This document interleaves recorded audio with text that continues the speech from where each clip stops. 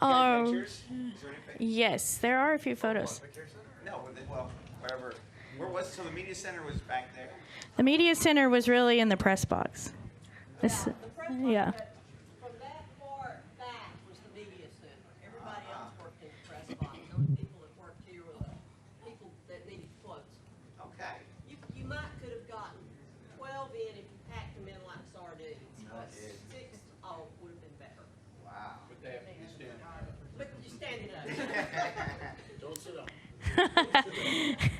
All right, we're going to go ahead and continue with our media availabilities here this afternoon. We've now been joined by Brad Keselowski, who's the driver of the number 6 Ford for RFK Racing. Brad, thank you for joining us.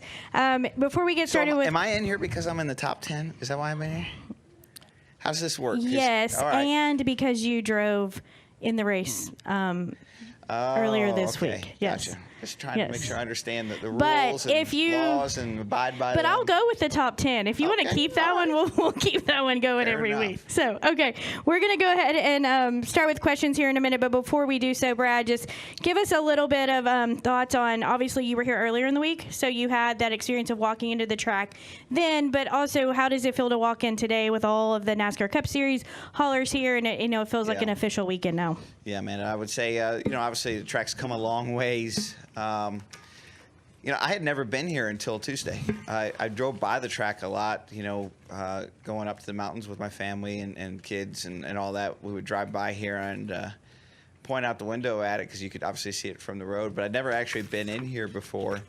That said, I can still tell they've done a lot of work, and it looks really incredible. And appreciate all the efforts and how it's come together and really kind of, in some ways, galvanize the industry behind a cause, which is really hard to do nowadays.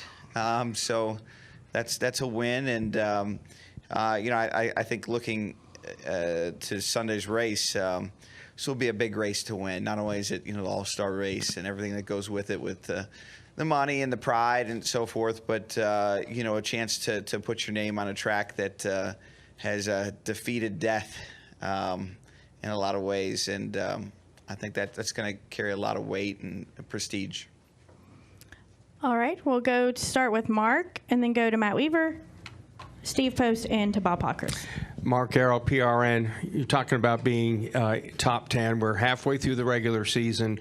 Are you trying to play offense and defense at the same time as far as the points, trying to make sure that you're firmly in the top 16, in a position to get into the playoff on points and try to win at the same time? How are you guys trying to do that? I think, Mark, it's probably a pretty safe bet that 2 or 3 new winners are still left. And in that sense, that would put us on the playoff bubble line. So we want to win a race. And we've had a couple of shots, and they've kind of slipped through our fingers. Had a shot at Daytona, had a shot at Atlanta, probably had a good shot at Richmond. And for various reasons, it didn't come together, and you kind of go, oh, shucks. But we need to capitalize on those races and get the wins. But the races where we don't have the opportunity to win and we're, kind of in that 10th to 15th place range, and obviously we need to get those points when they're available for us. All right, we'll go to Matt Weaver. Matt Weaver, Motorsports Tribune. One of the things that have challenged the Cup Series the last 2 years with this car has been the short track product, right? Yeah. But with a track that has no grip whatsoever, that could eliminate shifting. Could this be more of a traditional short track show on Sunday? I think so. I think the limited grip here really is interesting in a number of ways. I think 2 things stand out to me about it. One is that it really favors itself to removing some of the aero stuff that we've had problems with as a whole, and I think that's probably going to be really good for us and put the racing a little bit more in the driver's hands. And I think that feeds into the second part that stands out to me is, how will the drivers adapt? The drivers have fallen into a routine of racing where the cars have been fairly easy to drive. And, I think generally when you go backwards, we see a lot of spins and accidents and things like that when you go backwards on that grip knob. So this is a step backwards on the grip knob, which is welcome by me at least. And we'll see what it does to the driver's ability to find that limit without going too far and having a bunch of accidents. And then this month has been kind of like a North Carolina speed week. It's almost like Florida Speed Weeks, where there's racing going on all across the Carolinas, Darlington too, right? How valuable is it to the hub, this part of the country, to have this much racing volume and this much support for it amongst your Cup peers and the short track guys? Well, it's nice to have 3 weeks without, having to be on the airplane for us as an industry. But, we have our weeks. The front half of the year, it's just nonstop travel. You guys know, man, it is. You go up and down the road or fly. And it takes a balance of all those things. We need to get out to people that don't see us all the time and that aren't in our world and in our bubble.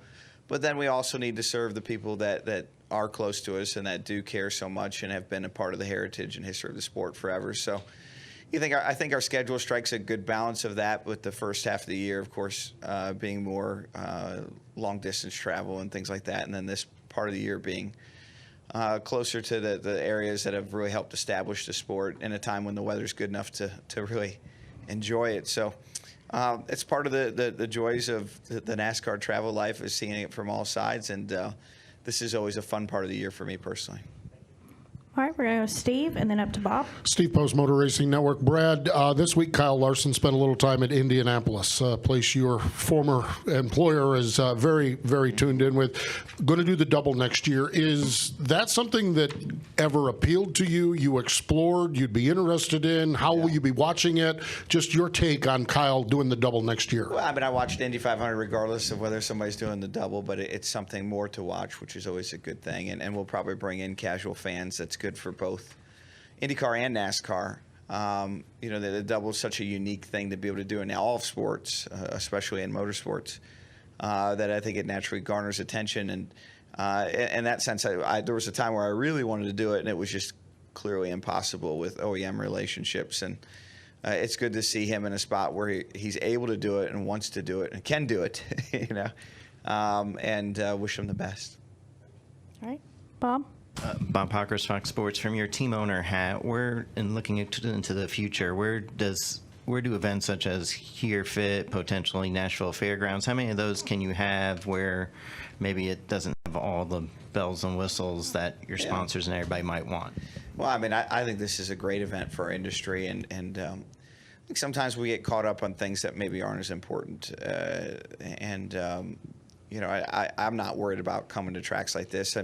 Yes, there's going to be some sacrifices. I'm sure the traffic on Sunday is going to be a problem, and I'm sure there's going to be issues with, whether it's a track coming up or whatever it is. And those things are going to happen when you come to venues such as this. But I think they're a welcome trade-off to, having a stale schedule of every year the same place. And I think there's a level of patience that I have, and I think the industry has towards those things when they're on a irregular basis. So I sure hope we do get to Nashville next year or year after, whatever they end up doing. And I hope we're able to do this event for a number of years. I suspect that, there will be some capital improvements that are going to be made out of this weekend. And hopefully that's, some infrastructure around traffic and the race surface. And I think if those two things can be hit, this can be on our schedule with regularity that is endorsed by the entire industry and gets it out of that kind of threshold. But regardless of whether that happens or not, I still think it's fun to do these events on an irregular basis, and it's good for our industry.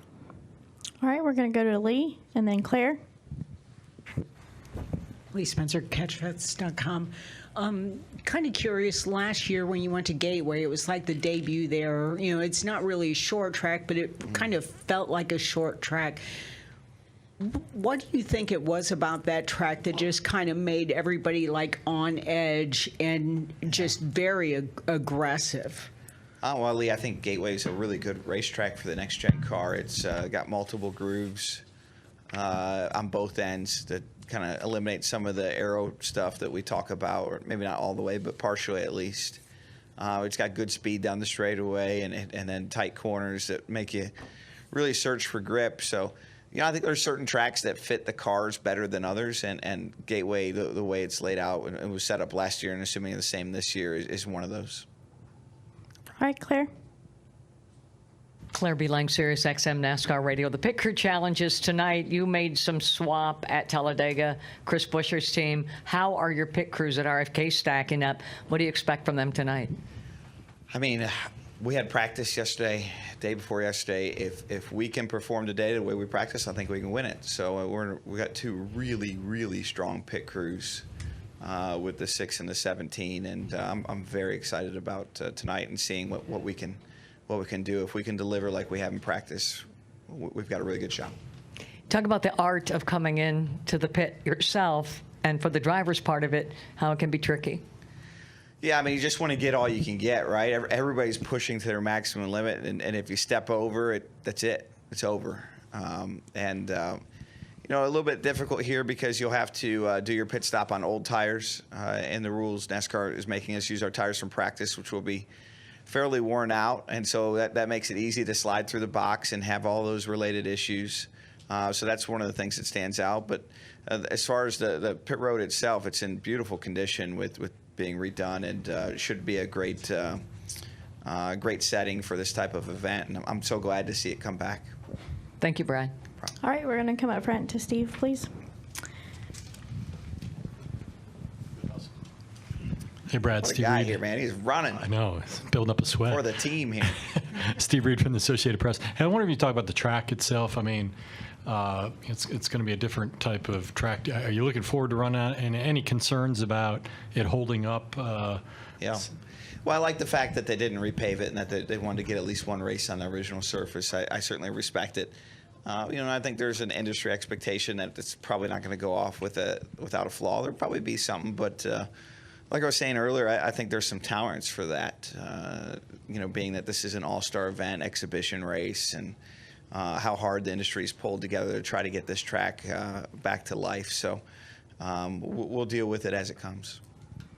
All right, Brad, thank you for your time. We wish you the best of luck this weekend. Thank you. All the best, guys. We will work to bring Corey LaJoy up.